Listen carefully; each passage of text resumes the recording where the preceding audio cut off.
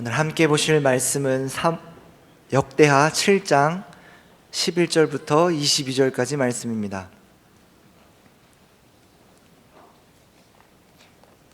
구약성경 664면에 있습니다. 역대하 7장 11절부터 22절까지 말씀을 제가 봉독하겠습니다.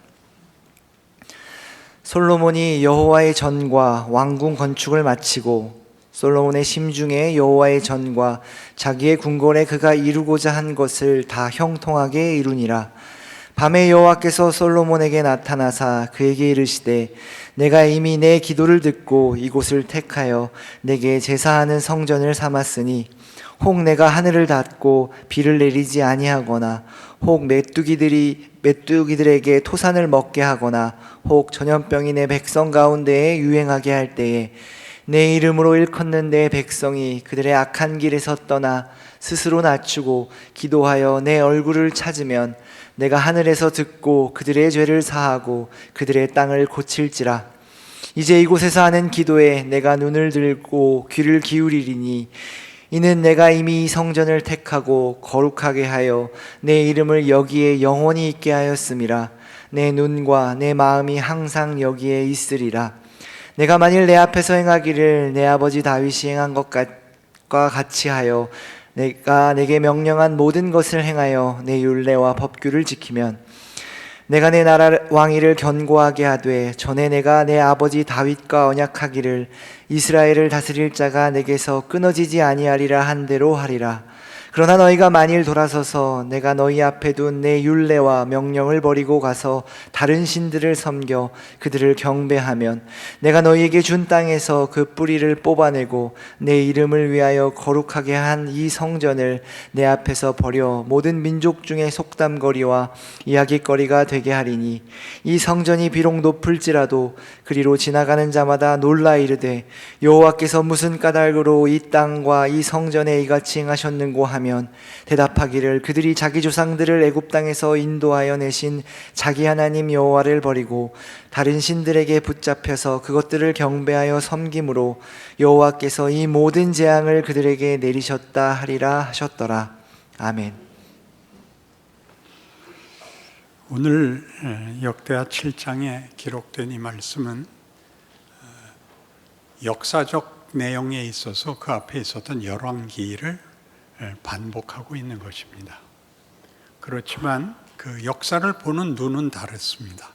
열왕기에서는 그 시대마다 통치자에 대해서 국민들의 그때의 형편에 대해서 하나님의 질타가 있고 꾸중이 있고 또 그들이 애썼지만 실패하는 이런 역사적 사실들이 기록됐다면 역대기는 전혀 다르게 그 역사를 해석합니다. 왜냐하면 역대기란 포로가 되었다가 70년 포로 생활을 마치고 회복된 시점에서 이 역사를 돌아보는 책이기 때문입니다. 유다의 마지막 왕이었던 시드기야가 실패하여 포로로 잡혀가고 두 눈이 뽑히는, 자기 앞에서 자기 자식들이 죽는 그런 처참한 자리, 그것은 시드기야의 문제가 아니라 이스라엘 백성 전체에 대한 하나님의 진노와 심판을 받는 자리로 잡혀가서 70년을 포로 생활하다 극적인 그 회복을 맞게 되는데 본토로 돌아가는 것을 허락받고 성전을 짓는 것이 허락됩니다. 그것이 뜻밖의 이스라엘의 하나님, 자기네들이 믿는 이방과 대조된 자기 국민 속에서 하나님의 사람이 영웅으로 태어나서 나라를 회복시키는 것이 아니라 자기네를 잡아먹은 그 바빌론을 다시 잡아먹은 페르시아의 왕이 그들을 회복시키는 것입니다. 그래서 역대기는 말하자면 이스라엘이 가졌던 민족적 신앙, 편협한 자기들만의 신앙관을 벗어나는 계기가 됩니다. 이스라엘은 하나님은 자기네 하나님이고 자기네들만 하나님의 관심과 약속 속에 있고 나머지 나라들은 다 이방이라고 버려진 자들이라고 생각을 했는데 하나님께서 고레스로 자기네를 회복시키는 걸 보고 생각이 달라집니다. 하나님이 전 세상의 주인이시다라는 것을 역대기가 어떻게 깨닫느냐 하면, 여러분이 집에 와서 역대기 시작을 보시면 족보가 나열되는데 그 시작이 아담입니다. 아담부터 족보를 따지면 그의 모든 자손이 전 인류지요.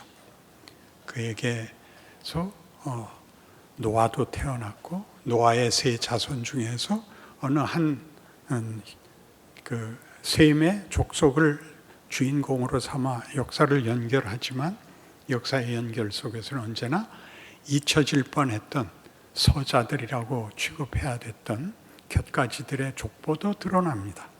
그래서 이삭의 족보만 있는 것이 아니라 그 같이 있었던 이스마엘의 족보도 나오고, 야곱의 족보만 있는 것이 아니라 에서의 족보도 나오고 하는 식으로 이제 이스라엘이 자기네가 가졌던 신앙, 하나님과 그의 유일한 관심의 대상인 이스라엘이라는 민족적 신앙관에서 전 세계와 전 우주 역사에 걸쳐 하나님이 유일하신 주인이시다 하는 대로 나아가는 것입니다.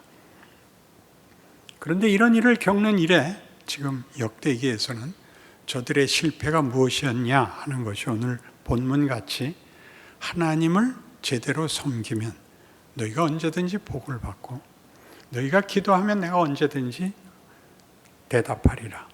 그러나 너희가 내 말을 듣지 않으면 너희 뿌리가 뽑혀서 이방에 쫓겨가리라가 실현됐다는 것이죠. 그래서 자기네들의 실패가 어디에 있었는가를 깨우칠 뿐만 아니라 하나님이 그렇게 하심으로써 이스라엘에게 무엇을 하려 하시는가가 덧붙여지는 것입니다. 잘잘못에 대한 보응, 잘하면 상 받고 못하면 벌 받는 정도보다 큰 하나님의 이스라엘 역사에 개입하셔서 가르치시는 내용, 그것이 역대기이며, 우리가 신앙인으로서, 신약시대의 신앙인으로서도 동일하게 예수를 믿는 자만의 하나님이 아니라 믿지 않는 자들에게도 하나님은 하나님이시다를 어떻게 이해해야 하느냐 하는 문제를 오늘 따질 수밖에 없게 된 것입니다. 이스라엘은 아브라함을 그 국가의 민족의 조상으로 섬기는데, 아브라함에게 하신 하나님의 약속은 우리의 예상을 벗어나는 것입니다. 먹지 말라는 선악과를 따먹은 아담을 죽이지 않고 쫓아낼 뿐이고, 그가 낳은 자식이 살인을 저지르고 그 후손들이 창세기 5장에 나열되는 것 같이 죽음의 족보라는 이름이 붙여진 것 같이 오래 살았지만 결국 죽고 마는 인생, 하나님이 인간 만든 것을 후회하시고 홍수로 쓸어버리십니다. 그래서 노아 가족밖에 살아남는 게 없는데, 노아 가족을 살려놓고 하나님이 무슨 후회를 하시느냐 하면, 앞에서는 인간 만든 것을 후회하셨다 그러고, 노아 홍수로서는 내가 다시는 너희 잘못을 인하여 너희를 심판하고 죽이는 심판은 하지 않겠다. 상징이 뭐였죠? 무지개였습니다. 그 후손들도 또 엉망이 돼서 바벨탑을 쌓아 하나님과 대적하겠다고 하자, 이번엔 하나님이 그들을 흩어버리시고 시간과 역사를 갖기로 한 것이 시작이 아브라함입니다. 아브라함의 시작은 내가 네게 복을 주어 네 이름을 창대케 하리니 너는 복의 근원이 될지라. 너를 축복하는 자에게는 내가 복을 내리고 너를 저주하는 자에게는 내가 저주하리니. 그 다음은 뭐예요? 한번 외워보세요. 땅의 모든 족속이 너를 인하여 복을 얻을 것이니라. 이스라엘만이 아니라 땅의 모든 족속이 너를 인하여 복을 얻을 것이니라. 그러나 이스라엘은 이해하지 못했습니다. 아브라함과 이삭과 야곱의 하나님이지 그것은 이스라엘만의 특권이지 이방 민족은 그게 아니라고 생각을 했습니다.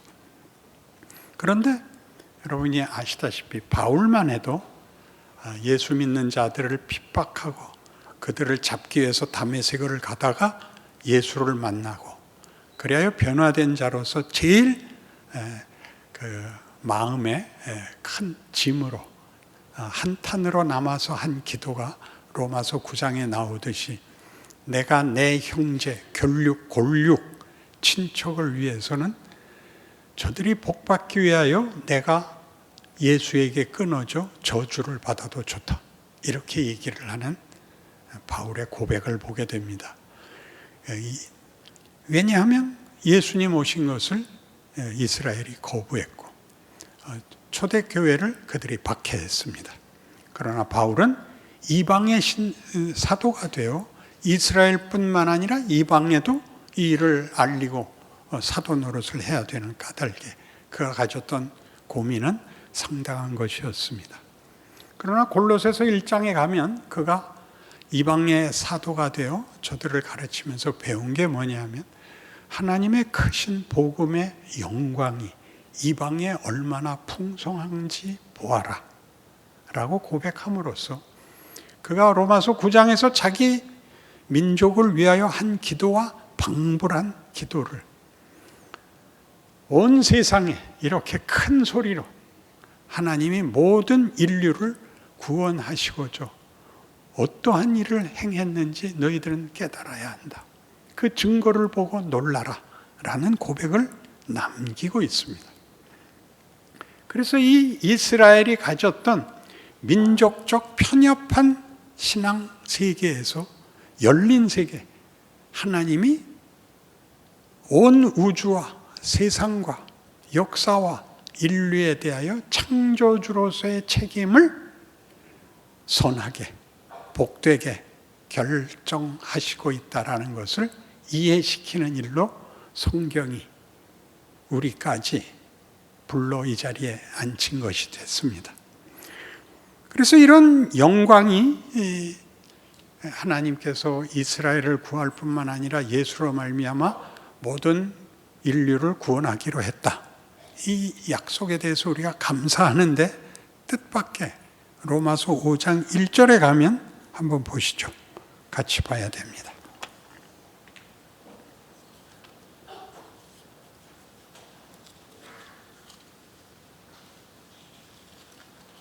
로마서 5장 1절 8절까지 같이 읽겠습니다. 그러므로 우리가 믿음으로 의롭다 하심을 받았으니 우리 주 예수 그리스도로 말미암아 하나님과 화평을 누리자. 또한 그로 말미암아 우리가 믿음으로 서 있는 이 은혜에 들어감을 얻었으며 하나님의 영광을 바라고 즐거워하느니라. 다만 이뿐 아니라 우리가 환난 중에도 즐거워하나니 이는 환난은 인내를, 인내는 연단을, 연단은 소망을 이루는 줄 알미로다. 소망이 우리를 부끄럽게 하지 아니함은 우리에게 주신 성령으로 말미암아 하나님의 사랑이 우리 마음에 부은 바 됨이니 우리가 아직 연약할 때 기약대로 그리스도께서 경건하지 않은 자를 위하여 죽으셨도다. 의인을 위하여 죽는 자가 쉽지 않고 선인을 위하여 용감히 죽는 자가 혹 있거니와 우리가 아직 죄인 되었을 때 그리스도께서 우리를 위하여 죽으심으로 하나님께서 우리에 대한 자기의 사랑을 확증하셨느니라. 사랑은 이렇게 조건과 자격을 따지지 않는다. 그리고 그 목적한 바를 포기하지 않는다. 언제 와서 죽으셨다고요? 예수가?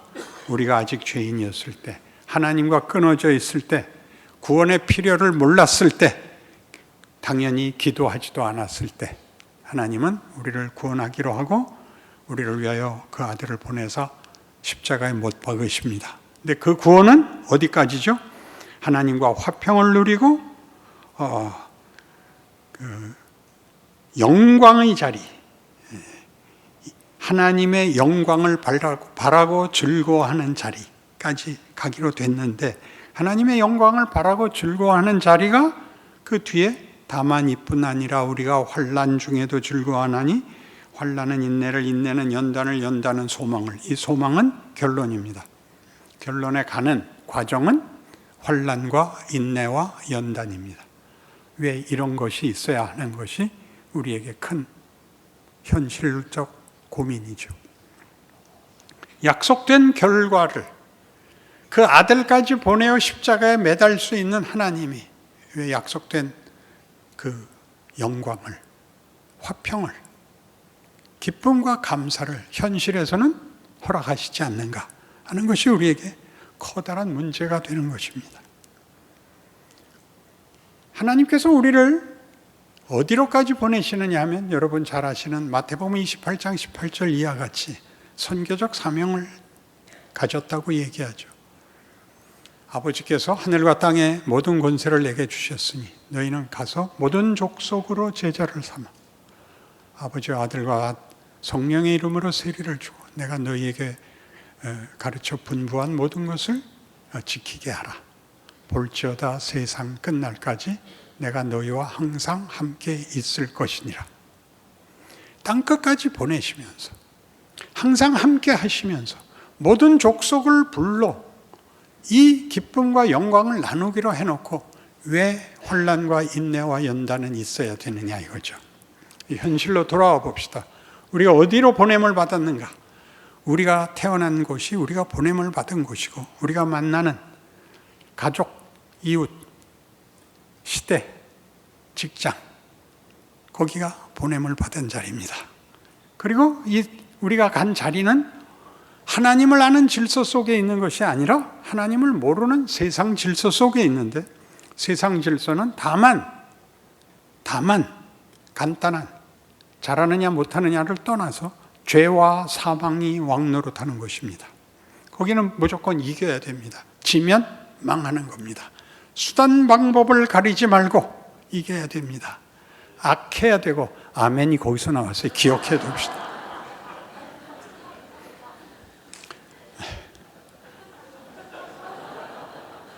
이제 저보다 한 수 더 뜬다 이거죠. 자, 우리가 서 있는 현실에서 타협하지 않을 수 없고 완벽하게 대응할 방법도 없는데서 어떡하란 말인가? 타협하고 살 수밖에 없지 않은가? 라는 일을 왜 시키느냐 하는 것이죠. 그래서 우리는 중요한 오늘 설교의 가장 핵심이 되는 성경을 보게 됩니다. 요한복음 14장 8절입니다.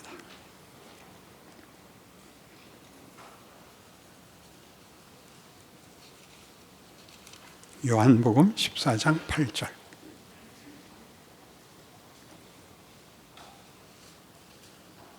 제가 읽겠습니다. 빌립이 이르되 주여 아버지를 우리에게 보여주옵소서. 그리하면 족하겠나이다. 예수께서 이르시되 빌립아 내가 이렇게 오래 너희와 함께 있으되 네가 나를 알지 못하느냐? 나를 본 자는 아버지를 보았거늘 어찌하여 아버지를 보이라 하느냐? 내가 아버지 안에 거하고 아버지는 내 안에 계신 것을 네가 믿지 아니하느냐? 내가 너희에게 이르는 말은 스스로 하는 것이 아니라 아버지께서 내 안에 계셔서 그의 일을 하시는 것이라. 내가 아버지 안에 거하고 아버지께서 내 안에 계심을 믿으라. 그렇지 못하겠거든 행하는 그 일로 말미암아 나를 믿으라. 내가 진실로 너희에게 이르노니 나를 믿는 자는 내가 하는 일을 그도 할 것이요 또한 그보다 큰 일도 하리니 이는 내가 아버지께로 감이라. 너희가 내 이름으로 무엇을 구하든지 내가 행하리니 이는 아버지로 하여금 아들로 말미암아 영광을 받으시게 하려 함이라. 죄와 사망이 왕노릇하는 곳에 보복과 분노와 폭력밖에 없는 곳에 결과는 사망뿐인 자폭과 체념뿐인 세상에 너희는 가라. 가서 너희는 메시아가 되라. 그러는 것입니다. 내가 아버지의 아들로 이 땅에 와서 나를 본 자는 아버지를 본 것 같이 너희를 보는 자들이 거기서 나를 보게 해라. 굉장한 지위요 신분입니다. 예수님처럼 기적을 행하고 죽은 자를 살리시고 하는 것으로 예수님이 자기의 사역을 이루시는 것이 아니라 그런 분임에도 불구하고 억울함과 수모와 조롱과 고통 속에서 십자가를 진 것 같이 너희 그들 속에서 마치 진 자같이 마치 힘이 없는 자같이 너희 자리를 지켜라. 내가 일한다. 그들이 내 얼굴에서 나를 보게 만들어야 말 것이다. 하나님, 그럼 전 뭡니까? 그걸로 너도 큰다. 우리가 잘 아는 히브리서 5장 8절이 뭡니까? 그가 아들이시면서도 고난을 받아 순종함을 배워서 온전하게 되셨답니다. 기가 막힌 말이죠. 그가 왜 고난을 받아야 했죠? 인간을 실제로 경험하십니다.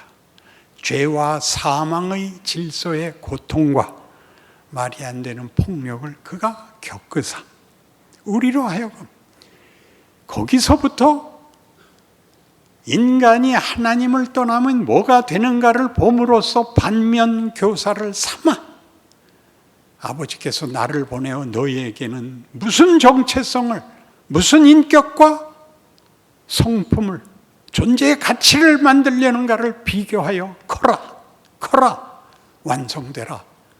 그 명예와 특권에 대하여 너희 진심을 바쳐라. 이렇게 되는 것입니다. 예수님께서 잡히실 때 제자들에게 자신이 잡혀 수고를 당해야 되는 일을 뭐라 그래요? 내가 영광 받을 때가 되었다. 아버지께서도 아들을 인하여 영광을 받으신다. 아버지, 영광을 나타내 주시옵소서. 내가 이미 영광을 받았고 또 영광을 받으리라. 아버지의 영광이 뭐죠? 하나님의 영광이 우리에 대해서 우리를 하나님이 만들려고 하는 존재와 정체를 만들므로써 아버지가 다만 나에게 권력으로, 지위로, 서열로 위에 계시는 분이 아니라 나를 사랑하고 나를 복되게 하사 인간이란 어떤 존재가 되느냐를 하나님이 자신의 인격과 성품을 담아내어 아버지라고 부름받게 하시며 우리가 그의 자식이라고 부름받게 하사 영광을 받으시겠다는 이 말이 안 되는 운명을, 뜻을, 의지를 우리의 인생 속에, 오고 오는 세상 역사 속에 반복되는 매일이라는, 오늘이라는 날 속에서 일을 하고 계시다고 선언하는 것입니다. 그러니 여러분이 제일 많이 당황하는 게 뭐죠? 내가 예수 믿는 것을 긍정적으로 증명할 만큼 성화되어 있지 못한 이상 여러분들이 할 수 있는 건 비난을 하는 것밖에 없습니다. 세상이 우리 보고 교회 왜 나가냐 그러는 것 같이 너는 임마 사람 새끼가 맞냐 이렇게 얘기함으로써 넌 나한테 감히 그딴 말을, 그렇다, 난 너랑 다르다, 넌 죽으면 지옥 가고 난 죽으면 천당 가, 그렇게 얘기해서야 간신히 자기가 신자인 것을 증명받는 그런 치사한, 그런 부정적인, 그런 소극적인 그런 자기 확인이 아니라 내가 서 있음으로써 하나님이 여기 임재하신다, 내가 그를 충분히 보이지 못할지언정 하나님은 나와 함께 하신다. 아까 외웠죠? 볼지어다 내가 세상 끝날까지 너희와 항상 함께 있을 것이니라. 여러분이 치사하게 했을 때 부끄러워해야 되고, 여러분이 잘했을 때 감사해야 되는 것입니다. 그러니까 기독교 신앙은 존재론이 되는 것입니다. 세상 앞에 어떻게 다른가입니다. 뭐라 그랬어요? 예수님 빌립에게. 빌립이 아버지를 보여주옵소서. 그렇게 얘기했을 때는 창조주 하나님이라는 높고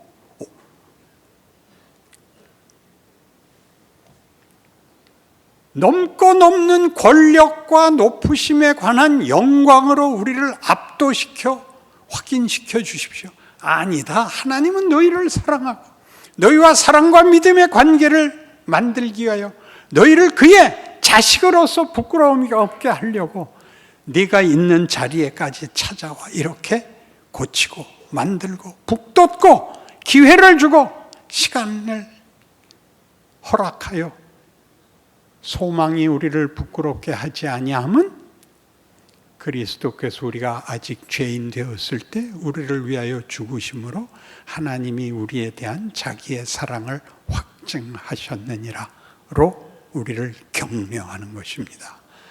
그러니 여러분의 하루는 반복된다고 해서 똑같은 것이 아니라 하루마다 커야 되는 것입니다. 크지 않으면 어떻게 되는 것입니까?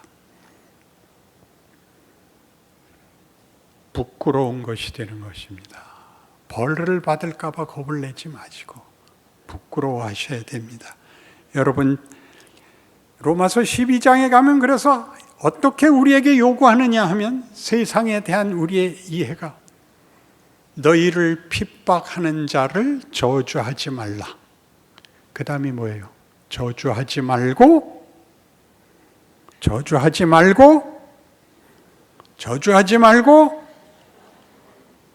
축복하라예요. 축복하라. 말이 안 되는 말을 해요. 축복하라. 왜? 너 때문에 내가 큰다예요. 너 때문에 내가 큰다. 이건 너무나 부끄럽다. 난 그렇게 할 수 없다를 마음에 우리가 가지게 되고, 내가 그랬는데 여기까지 왔고 소망을 가지게 됐다. 그러므로 너는 그렇지 않은 자, 너만 못한 자를 심판하는 권세로 네 지위를 갖는 것이 아니라 내가 너희를 구한 것 같이, 기다린 것 같이 그들을 섬겨라. 그렇게 되는 것이 기독교 신앙의 현실인 것입니다. 뒤에 더 나오죠. 악으로 악을 갚지 말고 선으로 악을 이기라. 그래서 우리는 선으로 악을 회개시키라로 자꾸 얘기를 해요. 그런 얘기 아니고 못난 녀석이 악하게 구는 것 같이 너는 나를 아는 자로서 선한 역할을 놓치지 마라. 그를 이겨라가 아니라, 승부가 아니라 너는 존재론적으로 다른 존재라는 것을 증명해 보여라. 그가 깨닫느냐 못 깨닫느냐는 둘째 문제다. 그는 자기 수준, 자기 정체를 나타내고 그것밖에 할 수 없는 것 같이 너는 나를 나타내야 된다. 네 인생, 네 존재가 그렇다. 네 반응, 네 결정과 네 선택의 모든 기준점이 달라야 된다. 하나씩 해라. 여기부터 어디부터 하라 그랬어요? 인사부터 하라 그랬죠. 웃으라 그랬죠. 같은 교회 모인 정도인데도 모르면 인사 안 하는 건 큰 죄입니다. 지옥 불구덩이에 들어가야 맞습니다. 우리는 하나도 안 하고 있는 거예요. 하나도 안 하고 있는 거예요. 같은 교회 모인 정도인데도 그러면 밖에서 만났을 땐 물론 안 하죠. 여러분, 아파트 경비원에게 인사하십시오. 수고하십니다 하십시오. 안녕하세요 하십시오. 하면 내가 잘해요.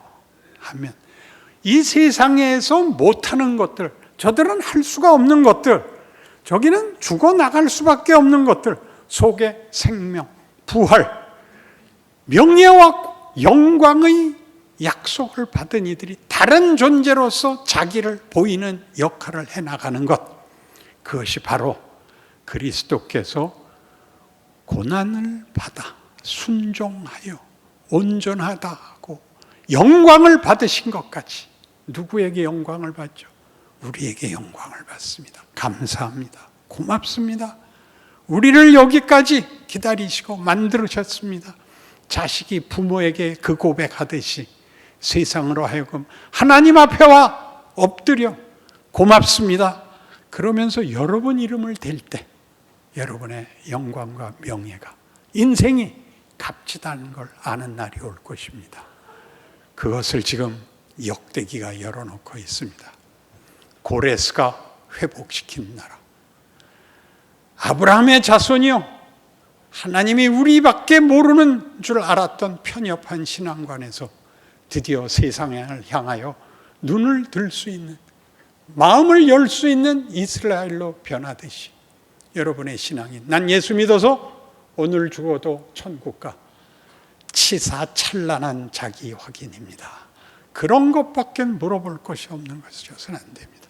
너를 만나면 희한하게 반가워, 너를 만나면 마음이 풀려, 그런 말을 듣는 서로가 되시기를, 하나님의 일하심을 확인하시기를 기적의 인생이 되시기를 바랍니다. 기도하십시다. 하나님 아버지, 우리의 인생으로 하나님의 증거를 삼으십니다. 하나님이 누구신가?